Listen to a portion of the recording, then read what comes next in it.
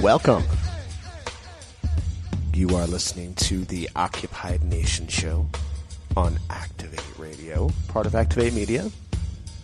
Today is the 28th of October, almost Halloween, and just a few days before the actual elections that are coming up. Tonight, we're going to get right into it. I got David Concepcion. We're going to talk about the current things that are going on. And welcome to the Occupied Nation Show tonight, David. Tonight, we're at the end of October. It's almost Halloween. Can you believe it already? Yeah, definitely. It's coming up Thursday. We got to get. I still have to get candy ready for it, but yeah, we're all set. Yay, that's kind of cool. Yeah, I feel you on the candy thing. I haven't done the whole trick or treater thing for a few years, but I don't have kids. You have a daughter, so that's kind of it's a different thing. Well, she's sort of transitioning out because she's like 17, so it's like kind of hard to actually go. It's hard to go trick or treating, right? Nowadays, so it's also we're in Dorchester instead of where we used to go. We used to go to Waltham, and that was easy to get to from Arlington and occasionally East Boston. So, but now it's like it's a little stranger. So, yeah, it's just trickier. But but we're in a good neighborhood to actually have it done in, so it's actually pretty cool. Well, that's cool. That's cool. Yeah, that's definitely get the candy and everything and get that all set up. It's always cool to see the kids in their costumes. I mean, the little ones. Yeah. The little ones are so cute. Yeah. But that's coming up, and then we got the rest of the holidays. It's going to seem like every 3 weeks or 2 weeks there's going to be another major holiday after that. Pretty much, yeah. Yeah, I got a birthday in between Thanksgiving and Christmas, so yeah. I didn't know. When is your birthday again? Mine's in February, but Sophia's is on the 5th of December, so it hits like Thanksgiving, her birthday, and Christmas, so it's a big kind of rush of stuff. But usually it's like we usually don't worry about Thanksgiving, but it's like Halloween is a big enough that kind of makes up for it, that hits it, and so everything's like coming down all at once. So yeah. Yeah, I know. I kind of got that going on too. It seems like my fall's kind of shaping itself up all of a sudden here. But we are most of the way through October, so just 2 more months and till the end of the year. And wow, then we've got 2020. I mean, that's coming up so fast. We have elections that are going on locally. All over the country, actually, the local elections, and it's really kind of. I'm hoping everybody will check and make sure that they're registered to vote. You're registered, right, David? Yeah, I've been registered for a while. Good deal. Didn't mean to put you on the spot like that, but I mean, everybody should be. You can check, I believe, if you live in Massachusetts. I think you can check online. You just check with the with the state, the .gov, mass.gov website. I think you can check it there. Right. But yeah, these elections, the local elections, actually have a lot of questions on them, and they tend to affect your pocketbook in the municipalities if you're a homeowner. And there are some local elections in different states where it is like a runoff against someone else who's going to go into Congress or something like that, or as well. Absolutely. So to various things, yeah. Absolutely. Like the GA election that was supposed to happen, that happened last year, is actually being decided this year because of the whole. It was declared. North Carolina was declared illegal. That one was just a couple weeks ago. That one was a couple weeks ago. Yeah, that was an interesting. That was an interesting situation. I think that a lot of people didn't talk about it as much as you might have heard, because it didn't really go the way that a lot of folks kind of wanted it to. Yeah, that happens too. But you just want to talk about it and everything. Yeah, it's an important thing anyway. Yeah. Well, the important thing is that people got to vote. What happened in North Carolina, just to kind of give people a little background, is that there was I believe it was District 7, a House seat. There was a person that was running. There was a Republican that one of his staffers. It was on the news. The guy was arrested for it and everything. But he went around to the seniors and picked up their absentee ballots out of the mailboxes or out of the mail in some way. Right. And they were filling them out and submitting them for seniors. I mean, talk about voter suppression and voter fraud, really. Exactly. Yeah. But it took that a few years. That was from I believe that was from the 2000 and it was last year, 2018. 2018, the midterms that we just had a few years, or a couple of years ago, almost now at this point. But it took it a long time in court to kind of manifest, and things didn't turn out the way that we wanted to in that race, maybe. But I'm glad that the legal process did get to kind of work itself through. But people should definitely make sure that they're registered. Yeah, well, the way it's out there was more because of the voting, as opposed to voting suppression. It was like that was the good part of it. That actually they got a chance to people who they got to redo the vote, and I'm not sure who actually. I thought the guy wasn't running, but then he was. Or I heard different stories about what was going on, so I'm not sure who. I know. If I remember correctly, with that, it was an issue where the guy that was the candidate that this was perpetrated on behalf of, I guess that's the best way I can put it. That guy wasn't going to run as a result. The Republicans, the legal fight in court was about whether the Republicans actually had to run that same candidate, and it turned out that they didn't. So what they were able to do is to stick a brand new candidate in there, and throw all kinds of money behind it with a fresh a do-over basically. I don't think that's fair, but that's kind of the way they ran it. But yeah. Well, at least we got like another. I mean, didn't go the right way, but the vote happened, so that was actually a better. Hopefully, it wasn't suppressed as it was like last year. I think that if we're to call a silver lining out of this one, I think that it's actually that. That it sheds light on some of these things that are going on. Right. You know what I mean? Right. I mean, a lot of these things I fear have been going on for so long already that they probably affected a lot of things. I mean, look at all the gerrymandering. There's a lot of issues with that going through the courts right now too in different areas. But yeah, definitely make sure that you're ready to vote. And we got 2020. It's just right around the corner, a couple months, and we're on full steam. I believe, if I'm not mistaken, don't the Iowa and New Hampshire primaries and caucuses, don't they begin in February or March? Like February, yeah. That's what I was thinking. Because I think it's right off in 2020. We pretty much have the month of January, and then it's off to the races, and then. Well, it's been kind of off to the races now. I mean, people are dropping out. People are still debating and everything like that. So they still have things going on. It's like the elections are like a 4-year cycle pretty much. Even though they're like 4 years away, we're still running them like every We're like running them now and everything. It's ridiculous. It just keeps getting longer and longer. The last two presidents, I mean, when I critique Trump on this, I mean, he started his reelection on Inauguration Day. And, yeah, pretty much. I think that I can't not say that Obama didn't do something, maybe not that quick, but I think that he set stuff up pretty early with regard to that, too. I think that's just the status quo at this point, isn't it? Right. I think so.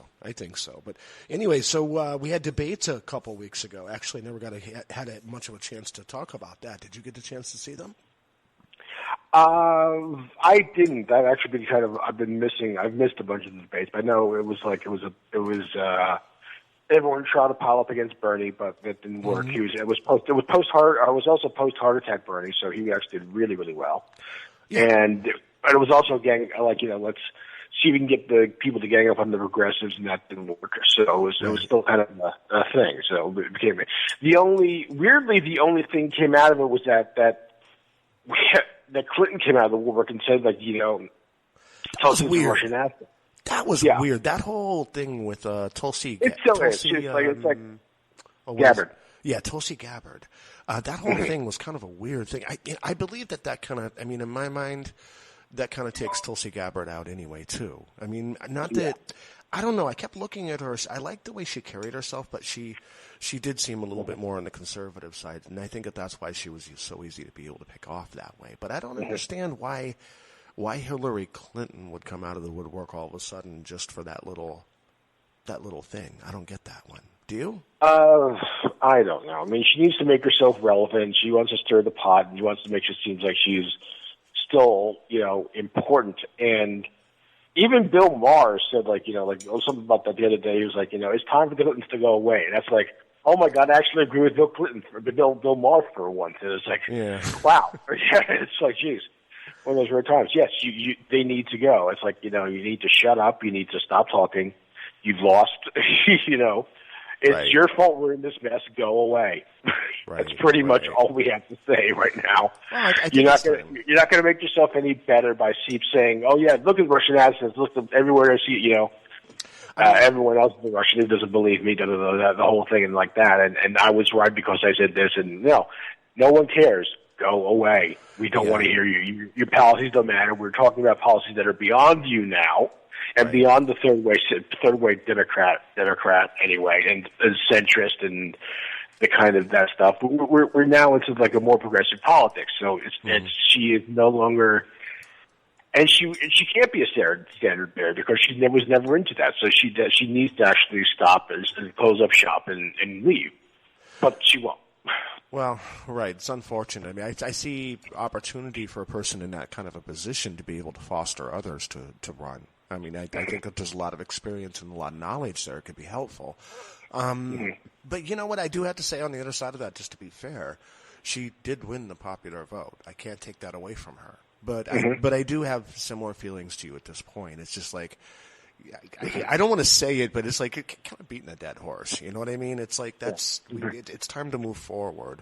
And I think that I don't know. I mean, out of the candidates that are left, I watched that whole thing, and I got more of a feeling out of that debate about who I didn't want to be in office than who I did. I mean, because I saw Mayor Pete trying to be, I guess, assertive, or I don't know what that was, but he seemed like a dick to me. And I'm just like, really? I mean, I see you got the determined look on your face and everything. You're trying to butt in and be. But it wasn't a good look for him because all I see. Well, we're heading closer to, like you said, we are heading closer to things, and I think once the voting actually starts happening, people are going to drop off quicker. Mm-hmm. But right now, it's still kind of like jockeying for position among 18 people or so, or 16, or however many it is left now. But it's still a lot. Yeah, it's still a lot. But it's like I think you're going to see people dropping out soon after Iowa, New Hampshire, maybe one more. I think South Carolina's the next one after that. So who knows what happens? If you had to pick 4 candidates that would move forward, who would they be? Who wouldn't move forward? No, if you had to pick 4 candidates to move forward and duke it out, who do you think those candidates would be? Right now, it's looking like Bernie. Elizabeth Warren, probably Biden just for a nostalgic factor. He's kind of still up there in the polls and he hasn't dropped out yet, but he's kind of a figure thing there. Maybe Kamala Harris, maybe Booker. I'm not sure. You did him right the way I'm thinking too. I mean, I'm not a fan of Kamala Harris. She seems vindictive to me, and I know that sounds horrible because women get stereotyped in that position when they try to be assertive, and I don't think that's necessarily right. Right, exactly. So, but she has problems. I mean, well, she seems. The thing she has a record to stand by. It's not like she doesn't have a record to hide behind. She has a record there that is actually very visible. And shows what she does. So it's kind of harder to say that it was this, and it was like, no, it was, you did this and this and this, and not what you're saying you did. Even though you may change, it's possible. It's good that you're changing, but we're looking at people who are kind of like have more pedigree as progressives and bolder candidates. I mean. That's kind of the thing we are right now. My thing with her is that when I don't know I like the idea of having a woman of color as our president. I think that's the greatest idea in the world. But in my zealousness, in order to have that happen, I don't want to make the wrong decision. And I just see when you take race out of it completely, I see something that I don't like in her personality, and it's that what seems like vindictiveness to me. Right. And she always seems to be trying to do this like gotcha thing on somebody. You know what I mean? It's always come to that point that she's just like, and I get that coming from a courtroom situation. I mean, that's what you do. That's your job. You know, and I get that. Yeah. I get that completely. And I have nothing against law enforcement.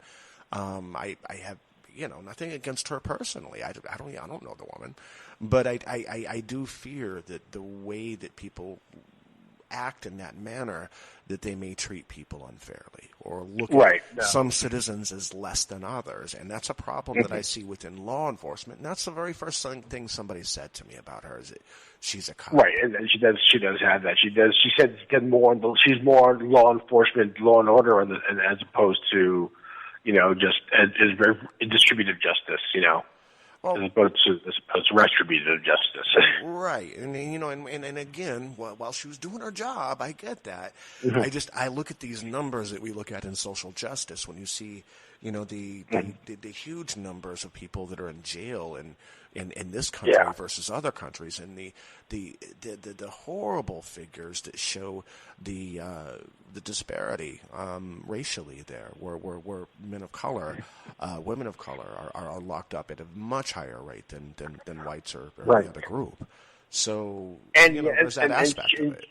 And she's kind of part of that because she was a prosecutor in like the largest state, one of the largest states in the country, one of the most populous, and also one of the most populous in terms of prison population too. So exactly. So we have that whole, she's a big thing behind. She's a big push behind it. Now she's trying to, as much as she's trying to push that away and try to change it, it's you can't really. It's like you're trying to hide from it. It's not working. Right. Yeah.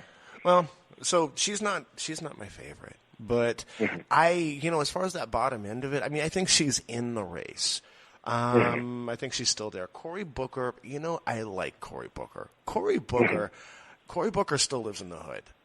There's that talk the talk and walk the walk thing that I have a lot of appreciation for him. Right. I think he's got a lot of energy, a lot of great energy. I don't know. Nice guy. I'm not sure I want him as a president. I think I'll say that. I think I'll go with that. I'm not sure I want him. I don't know if I want or not want him. I just don't really picture him there. Okay. I mean, picture him making the executive decisions, doing the things, and we're not going to agree with some things. We'll agree hugely with some other things. I see him as a great guy with a lot of great ideas, but I just don't picture him in that position. I don't know. Okay. I feel mean for that. Joe Biden, I'm not a fan of that. Personally, at this point, I think he's sort of being propped up, and I think that's why I say he's going to be kind of in the race for a little bit of time.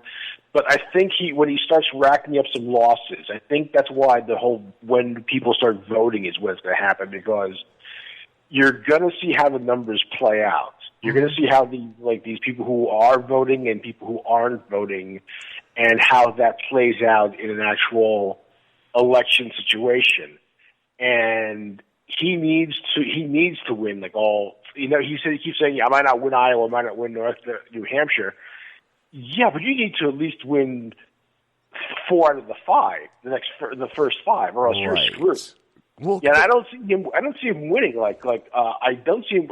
Iowa's probably not. New Hampshire not. South Carolina, maybe he comes in second. Okay. And I don't think he's gonna. I don't think he's gonna like Nevada, and I don't think he has a chance there. And I think forget what the next one is after that. I don't see him staying in the race much longer after that, but depends how much what the donor class is trying to do, because they're trying to push him on us. And if it's not him, they may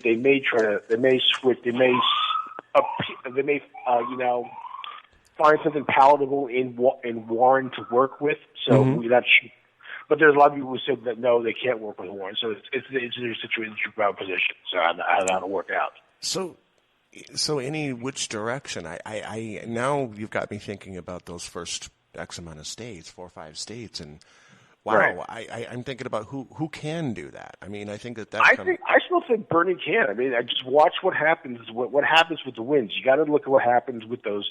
Those first 2 are going to be key, and then South Carolina. That's going to be like your big toss up. The first 2. I could definitely see going either Bernie or Warren. If the South Carolina goes Warren, she's got the edge. If it goes to Bernie, he got the edge. If it goes to someone else entirely, then it's sort of a free for all. Then it gets kind of weird. Well, right, and then you have like different. I mean, say for example, I see Iowa. I think they like Elizabeth Warren there. I think the Democrats like her there. I mean, that's just seems to be the way that's going. There's enough that Bernie could pull an upset to there, and I think he could definitely pull it up in New Hampshire. I just wonder if how that could happen in South Carolina too. That's where it gets interesting. Cause I think they split. I think they split New Hampshire and Iowa. I think that Bernie probably gets New Hampshire and Elizabeth Warren gets Iowa. So you go past that point, and then it starts. If it happens that way, then South Carolina becomes a bigger toss-up, and then it becomes a more. But what if Biden pulls one of those states? I mean, then you got a three-way. That's what it gets. That's what I'm saying. That's where it gets like kind of a weird. Okay, now what happens?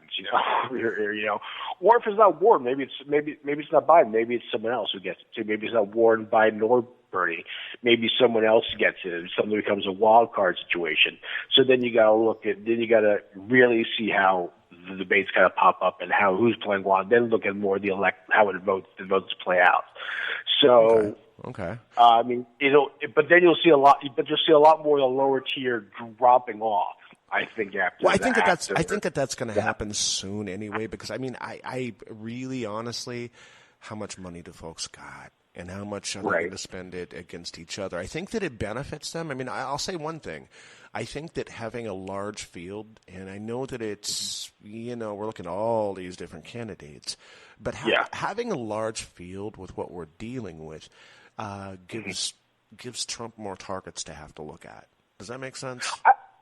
It does, but I also think it plays too much. You're seeing a bigger thing in progressive versus centrist, which is what's being played out in the big media. But what you're seeing is you're seeing a lot of who's on which side and who's going where, and you're seeing more people looking towards.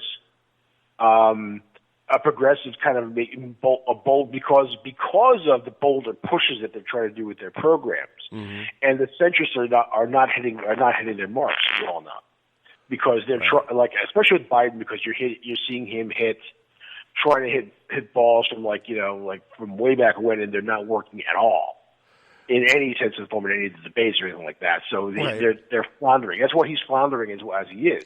Well, and he keeps it up. He's not going to go very far. I think that question kind of lies on the healthcare question, though, doesn't it? I mean, doesn't that whole balance there? Because he seems to, from what I'm seeing, he seems to gain some ground with some people that really aren't on with the Medicare for all idea. Well, it's not just healthcare. It's also the climate. It's the climate change. He's where he's taking the money from, or who's he getting money from in terms of fossil fuels, in terms of which big hacks are getting for him too. Healthcare, yes, it is a big thing, but then there's also just I guess then the crime bill becomes Kamala versus Biden too, and it becomes that's a weird. Biden, can you picture her fighting against him on that? I would think that they'd be on the same side of that deal because a lot of the funding that came for programs that she's probably benefited from came from that crime bill. Yeah, but they sort of cancel each other. They sort of cancel each other out in a weird way because it's like as much as he's fighting, it looks like it's a woman of color beating an older white guy down. He's still sort of because you're right about you're still on the same side as I am on a couple of things. Mm-hmm. And when they look at it that way, that's where they start going, oh yeah. So they start thinking simultaneously. Well, yes, I guess that makes, but that's a problem within the Democratic Party. I mean, I think that split has been in existence for the last two elections, and at least it still plays out. It's been playing out since Jimmy Carter. It's still going to be playing out. It still plays out even more so nowadays. It's going to be even more so considering I think just that there's two different timelines. There's the timeline of getting Trump out. There's also a timeline of trying to do this within the climate change deadline. You have to my whole thing is yes, if we're on a timetable of 10 to 12 years, maybe 10 right now, because 12 years ago they said 12 years, almost a year and a half ago. Right. So we're now on the 10. Right. So if we're only on this kind of tenure cycle to really do things before it becomes irreparably harmful, we need seriously bold actions. Okay. And you're only seeing that you're definitely seeing that from Bernie and Warren. Well, and those yes. are really the only two, and everyone else is still falling down by the wayside from there. I mean, and not just climate change, but also just in economic change and changes in social in criminal justice in terms of racial justice as well. So I mean, you're seeing it on a lot of different scales, and he's trying to do it because of. And I think this is all due to a timetable of the climate thing. We only have so much time to kind of reverse things. Okay. And then, as much as it's about beating Trump, yeah, you could beat Trump by we're seeing that by who can really be bold and kind of lead people towards something more wholesome, more whole, holistic. You know? Right. Yeah, well, I think that's what you have there. Well, it's definitely an interesting situation with regard to that. I mean, we're going to have to go through a lot of time. I think that if you look at the organizational aspects of things, I think that Bernie has a huge organization compared to most of the others. I think Elizabeth Warren has a decent organization because I think that she raised enough money and spent it in some structural sorts of areas, which was smart. If you look at different, saturation in social media and different things, Bernie has huge numbers. And it's all about that organization that he has. That isn't that's left over from 2016. That's one thing he's carried over. He's carried over numbers of followers, numbers of people, including also numbers of people who were in office, thanks to him saying, "Hey, run for office if you thanks for supporting me. Now run for office." And people did. Well, and those endorsements have been coming in. I mean, the AOC endorsement I think was great. I think that that he's doing a lot. He's doing a lot of great things. I think that the one thing he's got 3/4 of the squad.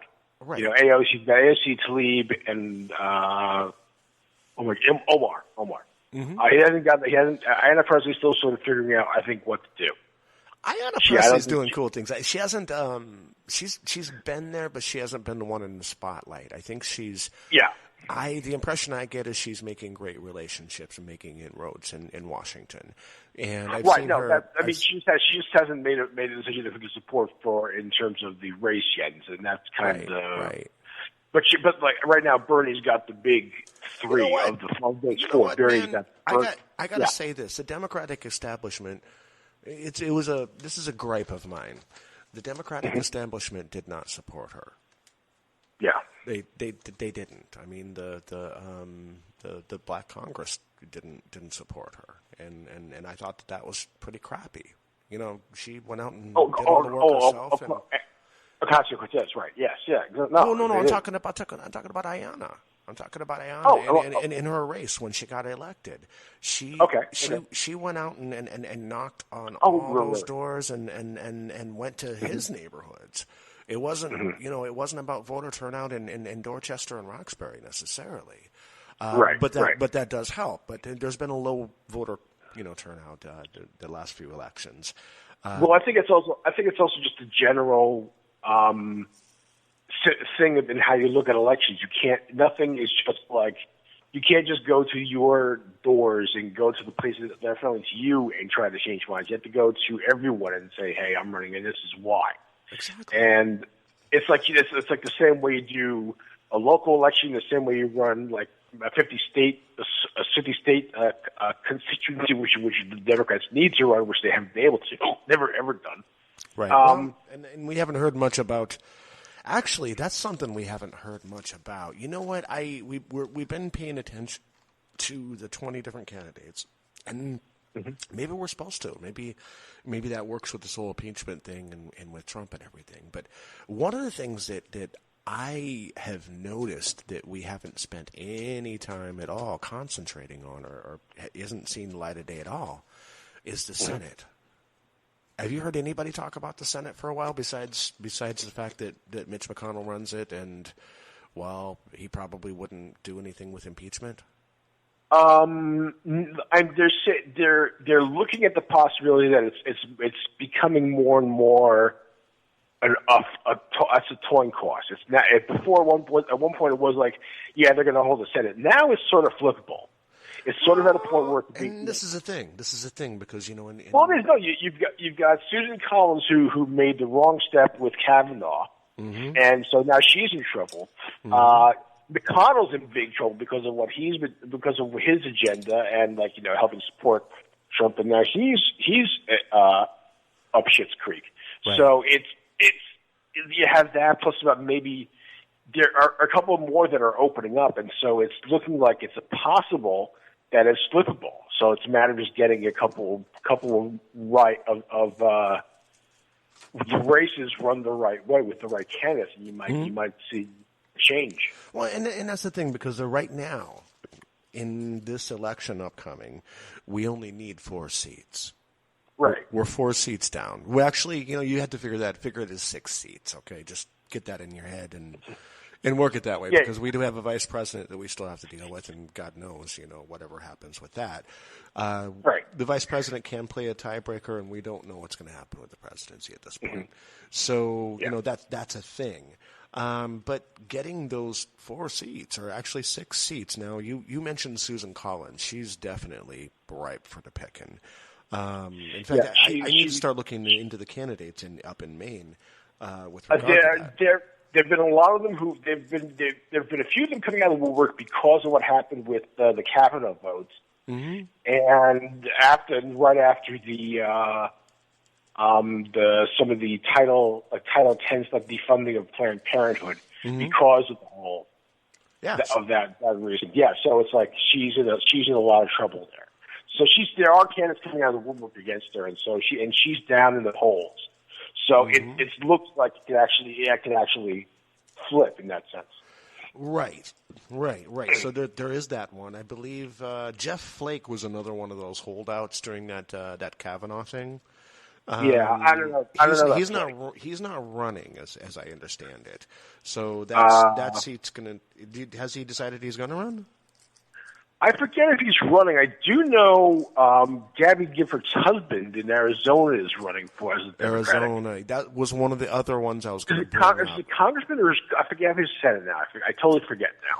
He's running for one of the seats there. He's running for a Senate seat. That's one of the ones.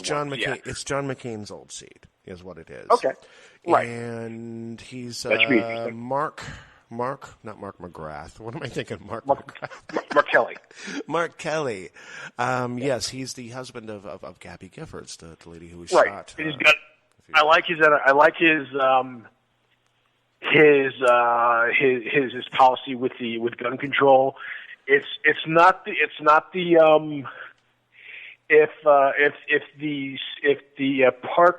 parks what was it? I can't remember the Parksboro kids. If their policy was kind of the gold standard now, I think his is a good second option, but it works. I think it works at a more conservative level, but it's still it's a good stepping stone. I think with him, with regard to the guns, him and his wife set up an organization. There's a PAC. It's called Giffords PAC, and what they've been doing ever since maybe about a year after she was shot, they set that. Well, when PACs became an available thing to do, they set that up, and what they wanted to do is create a situation with guns where 3 things were done. They wanted to have sensible background checks, of course, where you have both the criminal and the psychological background check with regard to getting a gun. They also wanted to deal with those bump stocks. Now, my understanding is that there's been success on the bump stock issue legislatively, but they're not all off the market yet. A while back, yeah, exactly. But they passed something. But he has this whole different. He has a slightly not just that PAC, but there's also an organization in his about meeting. I think the 7 or 10 points that both the NRA members and the populace agree on, which are background checks. That's where he has an advantage, I think. I think that the two of them as a couple have an advantage because she was shot in that horrible incident, and they're both gun owners. They're gun people. You know what I mean? They were members of the NRA, and I think that they, like many Americans, were following along, under good auspices of gun safety and all that, which makes a hell of a lot of sense. It's just that the gun manufacturers have gone behind it, have affected legislation, and all this craziness has happened with these kooky people that want to be able to carry around machine guns on their shoulders and be this big badass dude, which has nothing to do with gun control, right? No, and you know what? Come on. I've always said this. What are you going to use one of those weapons for, and what purpose does one of those weapons have? I don't see a purpose for an AR-15. It's also there's the idea about the against the tyranny of the United States. But if you're watching immigrant children being held up being put in cages on the border, and you haven't used that against anyone, you're not going to use it. So don't think you're a patriot because you haven't done anything with it yet. You had your chance. You're blowing it. Let's be real here. Let's be real about one thing with people and guns. Okay, I don't know if you've ever faced off with somebody that had a gun or not, or had a gun pulled on you or not. It's not a fun thing, but I'll tell you this for a fact: 9 out of 10 people do not have the wherewithal in order to actually pull that trigger. And unfortunately, some of them do, and those are the cases that we see on the TV when something pops up like that party in Texas, Texas A&M this weekend, where there was an off-campus party and something went wrong, and there's all these people that got shot, and they're still looking for the shooter, from my understanding. So. Exactly, it's like there was a thing. There was the where was the one in El Paso, Texas? That was the one. Yeah, that was a few weeks back. That was a few months back, right? Exactly. If people in Texas couldn't stop that from happening, no one's gonna be a hero with a gun at any given time. It's not gonna happen. It's just a pipe dream. Especially not with a president that fans the flames. I mean, I got to say that he instigates things like that. There's no way. I'm not going to deny that. I'm not going to pussyfoot around about that. He fans those flames. That's his game plan, I mean, I'm sorry, but let it be what it is. I mean, his followers they're supporting that. Now, let me clarify again. I'm not saying take all the guns off the streets. I think I think people have the right to have a gun. If there's no reason that you shouldn't have a gun, then go through the processes, do the things, do it right. Right. No, exactly. Don't endanger me and my family on my street, right? Right. Yeah. And they're just like not everyone deserves the same type of military gun as everyone else. So it's like there's some people who that's the thing. Authorized to use it. Some people aren't. That's one of the other things that they wanted in the Givers Pact had wanted to do is to get the ban on assault rifles put back in place. Now we had that in place since the 80s, since 90s. Yeah. Well, since it was part of the what did they call that? The the guy that got shot when Reagan got shot. The Brady bill. Yes, Jim. Yes, it was the Brady bill. But no, since that was part of that, if I'm not mistaken, it was part of the process of that because it took them a few years to do that too. I mean, yeah. It's weird. It's kind of weird to think back and think that it was conservative that kind of tamped things down with regard to that for a while. But it took one of them. It took their god Reagan getting shot in order for that to happen. But there's 4 seats that we need in the Senate, and I think that they can happen from a lot of different directions. Now, that's not going to benefit us with regard to this impeachment that they're going through right now. If you turn on the news at any point, the news is split up on the impeachment process that's going on in the House of Representatives now. Which is a good thing, because I think people are looking at that and going, "What the hell? What the hell is he doing?" He's obviously. The more he opens his mouth, the more he digs himself deeper. What Giuliani is talking about is that he's going to drown, and then everyone else is contradicting him. And then more and more people are going to contradict him, and stuff like that. It's going to keep going on. Now, if the Senate doesn't do anything about that, which might happen, that Senate suddenly becomes a big target. It becomes a much bigger target than they should. I think what happens with regard to that is I don't think the Senate's going to – is Mitch McConnell going to really do anything? I don't think so. I think censuring him is probably the most that they would, when pushed in the corner, would offer. So with that being the case, what it does is it makes every one of those Republicans more of a target. And while there's pressure on Mitch McConnell, look at Lindsey Graham, man. I mean, he's still in that mix too. And you brought up Giuliani. I've always thought that guy was a crook. Ever since he got into office in New York. I mean, the guy built himself a fortress, for Christ's sakes, to hide from people. Right. Well, I mean, if you're such a great mayor, why do you need that? You know? Right. Why do you need to build a paramilitary force in your streets? If you're a popular leader, don't you get the people all to work together in order to make the streets safer and cleaner? I mean, I get it. People, isn't he the one that went through? Was it him or was it Cuomo that went through and cleaned up everything? It was him with his cops, wasn't it? Wasn't it Giuliani? Giuliani was one with the cops, and actually, my mom was actually one of the people who said, Giuliani's were kind of preparing for 9/11 because of that. Because it was luckily, that was the only good thing about that he did right, because he had the right people, he had the right amount of the kind of cops in charge on that day. But it's one day out of so many thousands that we don't really need that kind of militaristic attitude. It's kind of funny. It's kind of funny. He went from the mayor of 9/11 to God knows what he is now. I think he's hiding out from people right now at the moment, isn't he? He kind of shut up last week and then disappeared. So I don't know. He's in big trouble now. He's really looking for. He needs a. Well, they popped his Russian after those two guys got busted on the way to Vienna or whatever it was. He's in hot water. And people going for his disbarment, people for calling for him to be arrested in general. So it's he's as much as in trouble as Trump is.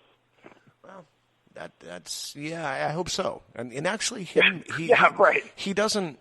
The only position he's said to have held at this point is the personal lawyer of the president. Now, I don't think that gives him any cover for anything, does it really?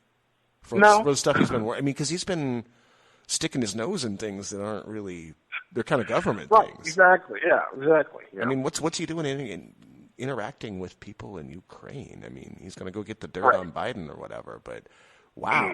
And here's the thing that's going to get kind of crazy about this.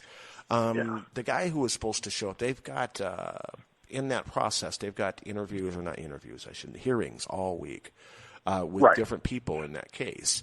But the guy today didn't show up. He called in his lawyer or something, and he wasn't going to make it. Mm-hmm. So he's obviously getting pressure, and all those people are.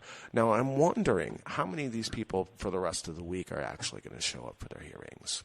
They should. I mean, if not, there should be some arrests of you don't comply with the Congress, you need to spend a few days in jail. I think it's going to come down to that, though. I think they've been thumbing the nose. Somebody's got to go to jail. They've got to send out I forget what the person's called, but the congressional person at arms or whatever. Sergeant at arms. Yes, Sergeant at arms. He has the power to arrest people. He does. He has the power to arrest people and put them in jail for contempt of Congress. He has that. He has that right as Sergeant of Arms. Yes, he can say, guess what? You're under arrest for not showing up. Right. For going to the blind Congress. Wow. He can do that. That's something I think we'd all like to see. I think we'd have a lot of pleasure from that. And I don't feel you know what? I used to feel kind of guilty saying that. You know what I mean? I don't know what happened to my side, or God knows.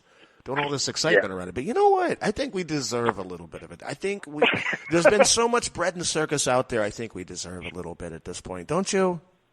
Yeah, I think so. I mean, I don't know, that Mueller time thing and everything else, and I think we want to see that, but I'm still afraid. I think when it comes down to it, I don't think Mitch McConnell will do it. Do you? I don't know. It's pushing him. He's pushing him left in some ways, and at least to put some things back on the table to kind of appease some people, because he misstepped big that last time. So it might come back. It might come back to haunt him. Who knows? He got snubbed at the at the Elijah Cummings funeral. Did you see that? love that. Oh my God! I saw the video of that. I was just That's my hero. How many times? Whoever that pallbearer was, that is my hero. There was a pallbearer that was going down the line to shake hands with people at the funeral, and he was going down the line, and Mitch McConnell he just kind of skipped him. Yeah, I loved him. I can't. I must have watched that 20 times, David. It just kind of I seriously, I let it play over and over. I just kind of grabbed a beer and was like, "This is good." And he's kind of had that look on his face, like what? He didn't shake my hand. Right? Yeah, right. He looked over. At Chuck's just kind of look at him like, mm-hmm. Exactly. I wonder what's going to look through his hand in that one. It's like, oh my God. But that happened. That was just beautiful. That was poetry. Absolutely. But we need to do more of that. I mean, I don't know. I think that these people, I'm sorry, but I believe in street justice to a certain point. I believe that these people should be ostracized. I love the people that chase down Mitch. I'm sorry, maybe I'm a mean person for this, but I love hearing about times when Mitch McConnell is confronted in restaurants and told to get out. And I'm all for that. He's not doing any darn thing in the world for the people of Kentucky, and I do not understand why they vote him in office. Seriously, I mean, all I've heard that supposedly would ever benefit them out of the last, I don't know how many elections, is saving the coal mines. And to be honest with you, man, give these people a real job. They don't have to die at 40 from black lung. You know what I mean? Right. I mean, I honestly don't see what else is happening there. And in South Carolina as well. I mean, Lindsey Graham. I mean, what's he doing for those people?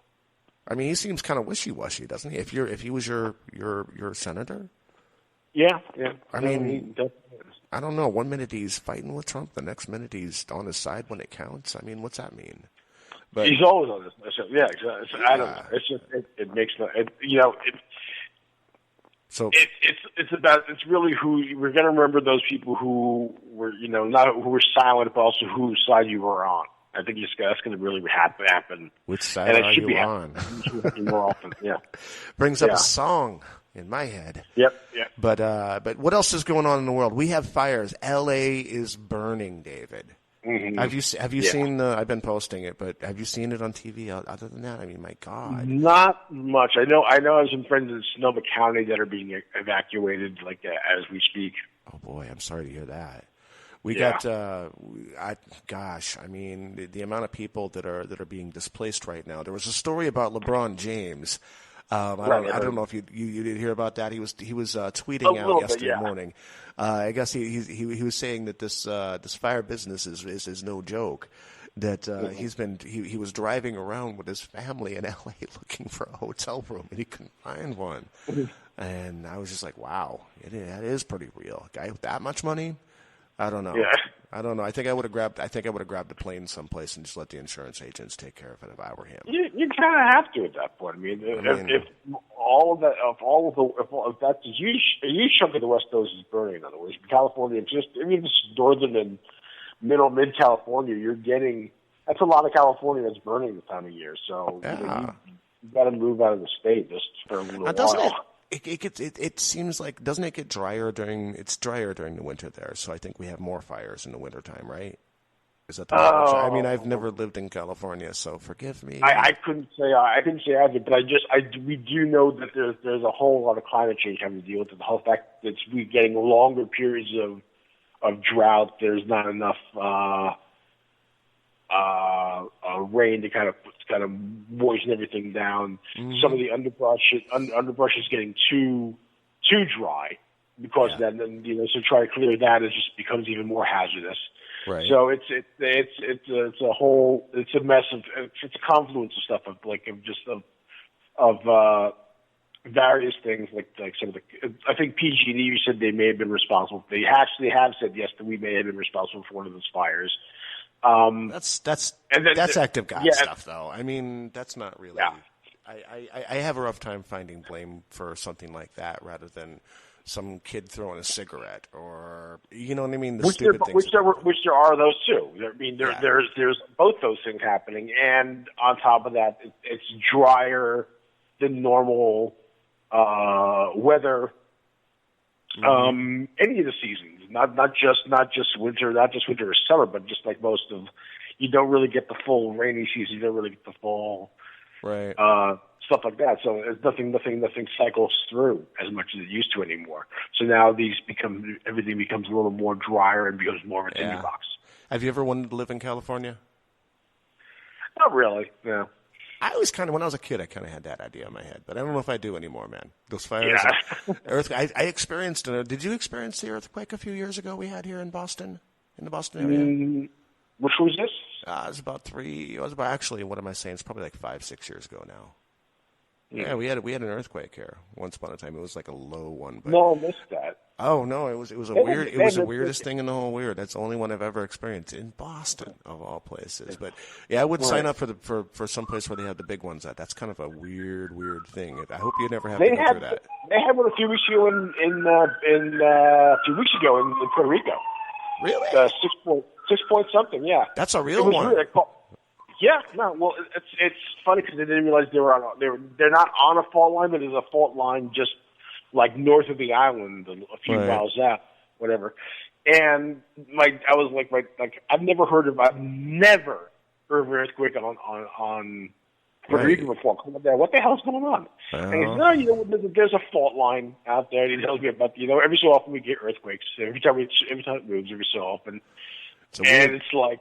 Which is I'd never heard of that before. It's like real freaky. Well, it's a weird experience when the Earth isn't stable. I tell you that. It's because that's the one thing you can usually count on. Exactly. It hasn't been for a while, so we're in for a time. Right on.